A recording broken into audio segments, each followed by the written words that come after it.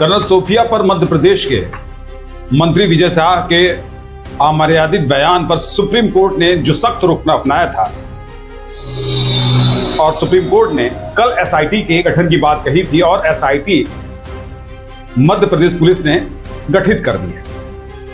इसमें एसआईटी की टीम में आईजी प्रमोद वर्मा, डीआईजी कल्याण चक्रवर्ती और एसपी वाहिनी सिंह है।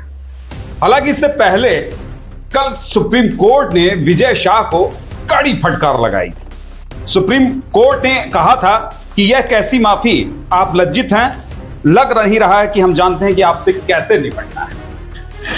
पीठ ने कहा कि आप पहले गलती करते हैं फिर कोर्ट चले आते हैं, आप जिम्मेदार राजनेता हैं, सोच समझकर बोलना चाहिए, लेकिन आपने बहुत घटिया भाषा अपनाई है। हालांकि जिस तरह से आप मर्यादित टिप्पणी कर्नल सोफिया पर विजय शाह ने दी, ऐसे राजनेताओं का इस देश में क्या होना चाहिए कि जो राजनेता धर्म को आईना बनाना चाहिए, धर्म की आड़ लेकर दूसरे धर्म को बदनाम करने की सियासत करता हो। ऐसे राजनेता कि जो 8 बार विधायक रह चुका हो, जिसकी सियासी जमीन 8 बार सदन में उपस्थिति रही हो, वो विधायक मंत्री इस तरह से बयान दे जिससे देश शर्मसार हो।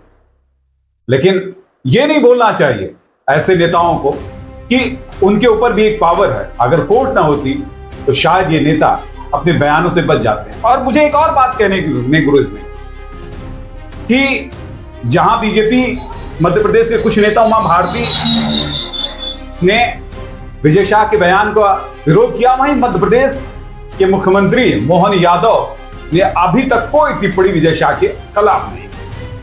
आखिर क्या दलगत भावना में बहकर किसी के अमर्यादित बयान को आप सही साबित करने की कोशिश करेंगे, या आप उसका साथ देकर भी आप अपराध की पराकाष्ठा में आप भी उसी तरीके के हैं कि जो आपके साथी ने बयान दिया।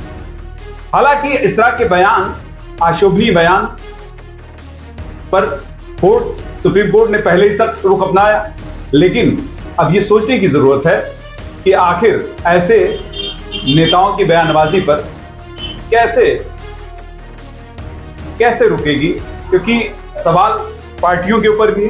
क्योंकि पार्टियां अगर इस तरीके से जाति धर्म विभेद की राजनीति करती रहेंगी तो शायद इस गलत तरीके के लोग बयान देते रहेंगे जिन्होंने देश सेवा में अपना समर्पण दिया, और उसी सेना जिस पर पूरा देश गर्व करता है, जिस सेना पर, उस सेना पर आप सवाल उठाएंगे तो शायद आप माफी योग्य नहीं है। हालांकि सुप्रीम कोर्ट ने उनकी गिरफ्तारी नहीं की, लेकिन 28 तारीख को एसआईटी टीम से इस बात को साबित कर जांच रिपोर्ट शामिल करने की बात कही है। यानी जो मध्य प्रदेश पुलिस की एसआईटी टीम है वो 28 तक अपना जवाब सुप्रीम कोर्ट में दाखिल करेगी।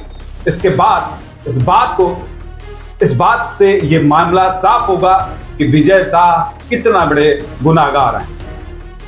हालांकि विजय शाह ने जो कुछ कहा है वो हमारी मर्यादा, इस देश की मर्यादा को तार-तार करता है। विजय शाह जैसे लोगों पर ऐसी कार्रवाई होनी चाहिए, ऐसी सजा होनी चाहिए कि विजय शाह जैसे लोग इस तरह के बयान देने से अब बचें।